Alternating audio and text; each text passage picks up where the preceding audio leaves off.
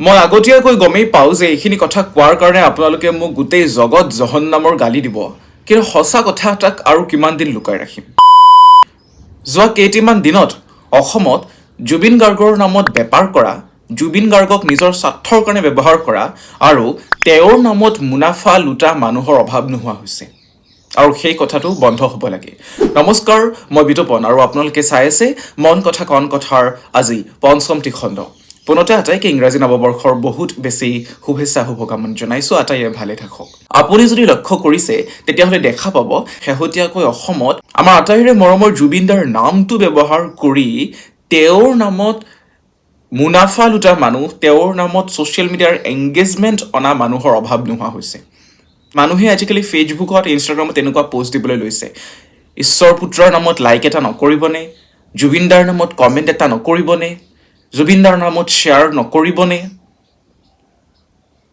এইটো কেনেকুৱা কথা? তাৰ দ্বাৰা আপোনালোকে নিজৰ একাউণ্টৰ ৰিচ বঢ়াই আছে। মানুহে সেইবোৰ কথাটো বুজি নাপায়। আপুনি জুবিন গাৰ্গক নিজৰ ব্যক্তিগত স্বাৰ্থৰ বাবে ব্যৱহাৰ কৰি আছে। সঁচাকৈ লাজ লগা কাম কৰিছে। কোনোবা নিউজ পৰ্টেলে hashtag Bharat Ratna for Zubeen Garg campaign আৰম্ভ কৰিছে। মানুহে হাজাৰে গৈ হেছটেগ লিখিছে। আপোনালোকে ভাবে নেকি তেনেকুৱা কৰিলেই জুবিন গাৰ্গে ভাৰতৰত্ন পাব? তেওঁলোকে নিজৰ স্বাৰ্থৰ বাবে মানুহখিনিক ইম'চনেল কৰি নিজৰ হেণ্ডেলৰ তেখেতসকলে এংগেজমেণ্ট বঢ়াই আছে। ফেচবুকৰ গ্ৰুপবিলাকত পষ্ট আহে, ভাত খাই উঠিলে যদি কমেণ্ট এটা কৰক, শুই উঠিলে যদি কমেণ্ট এটা কৰক, জুবিনদাৰ নামত লাইক এটা কৰক। সকলোৱে লিখিছে hashtag justice for Zubeen Garg. আমিও বিচাৰোঁ জুবিন গাৰ্গে ন্যায় পাওক, কিন্তু মোক এইখিনি কথা বুজাই দিয়কচোন। এনেকুৱা কি নিয়ম আছে, এনেকুৱা কি কথা আছে যে হেছটেগ লিখিলেই কাৰোবাৰ নামত মানুহজনে ন্যায় পাব? যুঁজখন ক'ত হ'ব লাগিছিল? প্ৰতিবাদ ক'ত হ'ব লাগিছিল? ক'ত মাত মাতিব লাগিছিল? ফেচবুকত 20 million hashtag justice for Zubeen Garg হৈ গ'লে তেখেতে কি ন্যায় পাব? সেইটো ক'ৰ আইন? আপুনি যদি গ্ৰন্থমেলালৈ গৈছে দেখিবলৈ পাব হঠাৎ গ্ৰন্থমেলাসমূহত জুবিন গাৰ্গৰ নামত কিতাপৰ সংখ্যা হোৰাহোৰে বৃদ্ধি পাইছে, বিক্ৰীও হৈছে যথেষ্ট। এইখিনি সময়ত মানুহখিনি আৱেগিক হৈ আছে। এইখিনি মানুহক মূৰ্খ বনাই, ভেড়া বনাই কিতাপ বিক্ৰী কৰিবলৈ সুবিধা হ'ব। সেইটোৱে হৈছে। আগতে যিবোৰ মানুহে ছ'চিয়েল মিডিয়াত জুবিন গাৰ্গক গালি সপনি পাৰি আছিলে, সেইবোৰ এতিয়া সাংঘাতিক ফেন হৈ গ'ল।